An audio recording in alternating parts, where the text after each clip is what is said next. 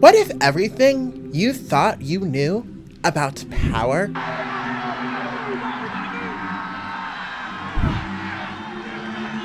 about leadership, we will make America great again, about democracy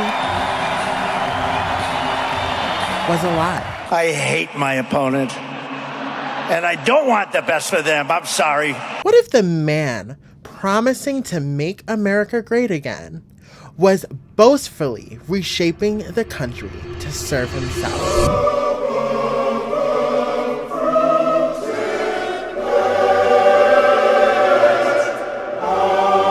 And the elites who pledged loyalty on day one, from secret deals to weaponizing propaganda. You are fake news. From threats to states to silencing the media. Kimmel has no talent. They're next. They're going to be going. The questions are staggering, and the answers even more shocking. Who really benefits when democracy fails? And who pays the price when facts no longer matter? The truth and the call isn't coming from the headlines. It's coming from inside the White House. This is how Trump stole America. January 20th, 2025.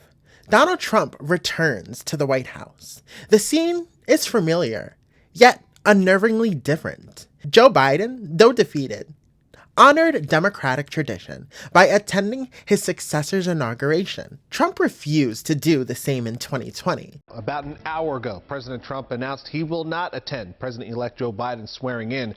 He tweeted, "To all those who have asked, I will not be going to the inauguration January 20th. President Trump will be the first president to skip his replacement's inauguration in more than 150 years. Now, his return marked not continuity, but rupture. Inside the stands sat a constellation of billionaires and tech titans, the financial architects of Trump's comeback. Presidents have always acknowledged their donors, but here it was more than recognition. It was loyalty on display, not to the Constitution, but an agenda promising wealth for the few and sacrifice for the many. For that moment, investing and harvesting the American public became priority number one. I, Donald John Trump, do solemnly swear. I, Donald John Trump, do solemnly swear. That I will faithfully execute. That I will faithfully execute. The office of President of the United States. The office of President of the United States. And will, to the best of my ability. And will, to the best of my ability. Preserve, protect, and defend. Preserve, protect, and defend. The Constitution of the United States. The Constitution of the United States. So help me God. So help me God. Congratulations, Mr. President. Even the oath itself broke tradition. Trump chose not to place his hand on a Bible, sidestepping a ritual observed since George Washington. It was legal, but deliberate. A signal that this presidency would not answer to tradition, to faith, or to democracy. How do we fix this country? How do we come back together? I'll tell you something that's going to get me in trouble, but I couldn't care less. Trump's worldview was shaped by admiration for strong men. From praising Vladimir Putin to championing authoritarian playbooks at Heritage Foundation Summit. They come up with this, I don't know what the hell it is, it's Project 25. He's involved in Project, and then they read some of the things and they are extreme. I mean, they're seriously extreme. In a post on his Truth Social site Thursday morning, Trump announced he would be meeting with his budget chief, quote, Russ Vought, he of Project 2025 fame. The idolization of dictators was no accident. He drew from their ideology and he modeled their methods.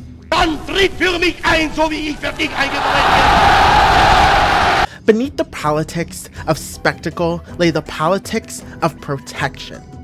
Democrats in the previous administration were preparing to release damning documents, the Epstein files.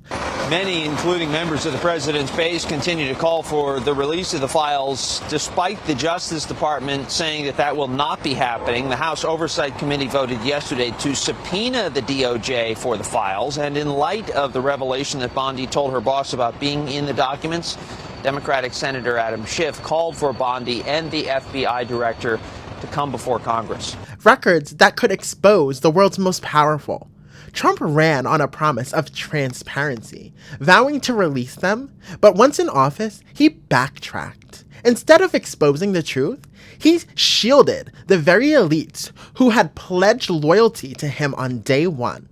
A betrayal of the American public, disguised as leadership. The Epstein thing. But yeah, I'd be inclined to do the Epstein. I'd have no problem with it. Is the Justice Department protecting any friends or donors, sir? So this is a Democrat hoax that never ends. The presidency was never about making America great again. It was about revenge for a loss in 2020. It was about retaining power to protect the elite and punishing the political enemies he deemed fit. In just 9 months, the results would speak for themselves. This is how Trump stole America. This is how Trump stole America.